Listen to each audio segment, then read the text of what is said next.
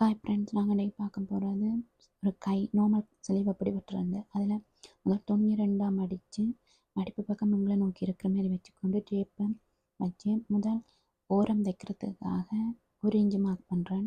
அந்த 1 inch mark பண்ணிவிட்டு அந்த 1 இன்ச்சு மார்க் பண்ணதில் இருந்து எங்களால் 5 இன்ச்சு எங்களுக்கு தேவையான கையின் நீளம் அதோட 1/2 இன்ச்சு சேர்த்து 6 இன்ச்சு மார்க் பண்ணுறேன். 6 இன்ச்சு மார்க் பண்ணியாச்சு. 6 இன்ச்சு மார்க் பண்ணிவிட்டு அதில் 6 இன்ச்சுன்னு எழுதுகிறேன். இதில் 1 இன்ச்சுன்னு எழுதுகிறேன். 1 இன்ச்சு மார்க் பண்ண இடத்துல நேராக கை சுற்றளவு மார்க் பண்ணுறதுக்காக நேராக கோடு கீறி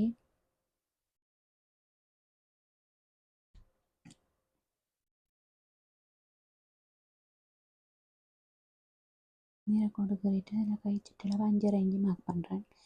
5.5 இன்ச்சு மார்க் பண்ணிவிட்டு அதோட 5.5 இன்ச்சு என்று எழுதுகிறேன். 5.5 இன்ச்சு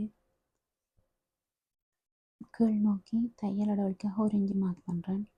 மார்க் பண்ணியாச்சு. 1 இன்ச்சு மார்க் பண்ணுறதுல இருந்து உள் நோக்கி 3 இன்ச்சு எங்களோட அக்குள் பகுதிக்காக மார்க் பண்ணுறேன்.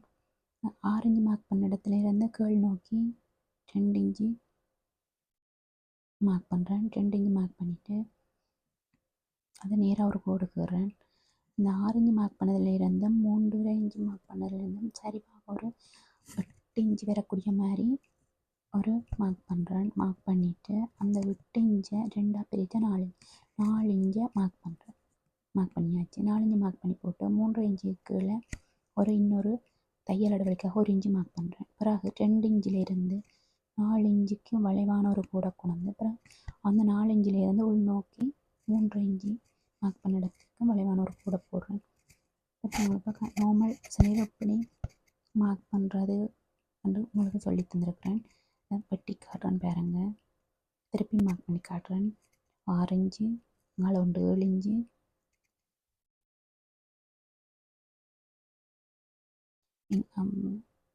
2 இன்ச்சு 1 இன்ச்சு கை சுற்றளவுக்கு 5.5 இன்ச்சு அக்குள் சுற்றளவு 8 இன்ச்சு ஒரு பக்கத்துக்கு 8 இன்ச்சு முழு பக்கமும் 16 இன்ச்சு அக்குள் சுற்றளவு 2ஆக பிரிக்கணும். இனி வெட்டுவோம்.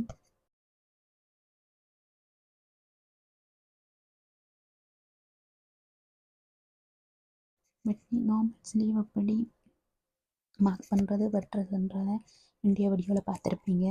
இந்த வீடியோ பிடிச்சிருந்தால் லைக் பண்ணுங்கள், ஷேர் பண்ணுங்கள், கமெண்ட் பண்ணுங்கள், சப்ஸ்கிரைப் பண்ணுங்கள். நீங்கள் செய்கிற சப்போர்ட்டில் தான் நான் இனி தொடர்ந்து வீடியோ போடுறதா என்ன வீடியோ போடுறதுன்றது இருக்குது. நன்றி.